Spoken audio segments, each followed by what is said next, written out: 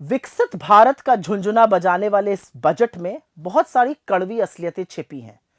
143 करोड़ के इस देश में बेशक 3 करोड़ 20 लाख लोगों को इनकम टैक्स से, जो इनकम टैक्स भरते हैं, उससे कुछ राहत मिली होगी, लेकिन 140 करोड़ जो बाकी हैं उनका क्या?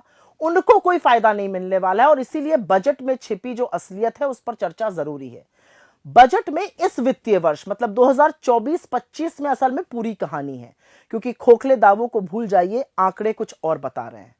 सबसे पहली बात, आर्थिक मंदी, सरकार इसको नकारती है। प्रमाण है रेवेन्यू रिसीट का 41,000 करोड़ से ज्यादा की गिरावट। टैक्स रिसीट करीब करीब 26,500 करोड़ की गिरावट हुई है। फिर कैपिटल एक्सपेंडिचर खूब जोर शोर से प्रचारित किया गया था, उसमें करीब करीब 93,000 करोड़ की गिरावट है। और इसीलिए ना नौकरियों का सृजन हो रहा है, ना निजी निवेश हो रहा है। फिर सरकार ने क्या किया? सरकार ने स्वास्थ्य पर, शिक्षा पर, सामाजिक कल्याण पर, कृषि पर, ग्रामीण और शहरी विकास पर, और यहां तक कि नॉर्थ ईस्ट के डेवलपमेंट का जो फंड था उसमें भी भारी कटौती करी। हेल्थ का बजट जो था उसमें 1255 करोड़ रुपए काटे गए। एजुकेशन में तो करीब करीब 11,500 करोड़ काट दिए गए। सोशल वेलफेयर में 10,000 करोड़ से ऊपर काटे गए। एग्रीकल्चर, कृषि में करीब करीब 11,000 करोड़ काटे गए। रूरल डेवलपमेंट में 75,000 करोड़ की कटौती हुई। अर्बन डेवलपमेंट में 19,000 करोड़ की, और नॉर्थ ईस्ट का फंड करीब 1,900 करोड़ रुपए से काटा गया। एक बात और है, मोदी जी वाकई में आदिवासियों से, दलितों से और पिछड़ों से चिढ़ते हैं। उनके विकास के फंड और उनके स्कॉलरशिप की असलियत अब आप सुन लीजिए। प्रधानमंत्री अनुसूचित जाति अभ्युदय योजना में 1,340 करोड़ रुपए कम खर्च हुए। PM young achiever scholarship award, जिसमें पिछड़ों को, सामान्य वर्ग के, गरीबों को, जो पीएम यशस्वी योजना कही जाती है, 455 करोड़ रुपए कम खर्चे गए। पोस्ट मैट्रिक स्कॉलरशिप दलितों के लिए 860 करोड़ रुपए कम खर्चे गए। जो ट्राइबल के डेवलपमेंट का प्रोग्राम था, 670 करोड़ रुपए खर्च गए।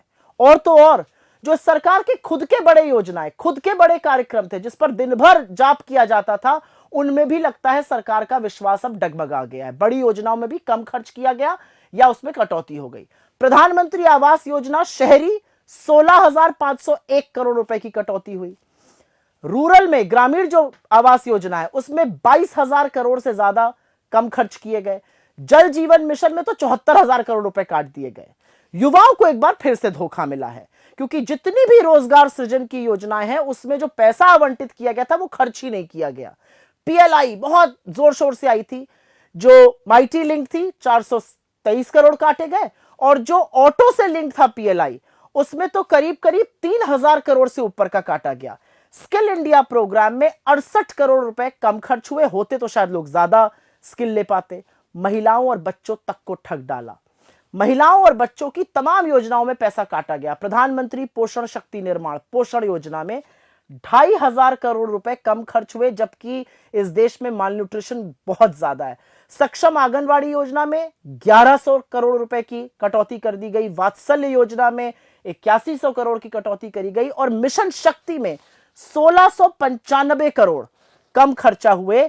और इसलिए यह समझना जरूरी है कि इस बजट में हुआ क्या। विकसित भारत ये जपा जा रहा है, ठीक है। अगर विकसित भारत बनना है तो भारत की जीडीपी ग्रोथ रेट को कम से कम 8% अगले 22 साल के लिए बढ़ना होगा। ग्रोथ पिछले 10 सालों में महज 6% हो पाई है। असलियत यह भी है कि इस बजट में रोजगार के सृजन के लिए, महंगाई को खत्म करने के लिए, ग्रामीण और शहरी विकास के लिए, आर्थिक असमानता को खत्म करने के लिए, मालन्यूट्रिशन को खत्म करने के लिए ऐसी कोई चीजें नहीं है जो सुई की नोक को उठाकर इधर से उधर करेंगी। और इसीलिए झुंझुना बजाते रहिए, लेकिन कुछ तो काम किया होता बजट में। बजट के आंकड़े और सरकार के खोखले दावे वाकई कुछ और कह रहे हैं।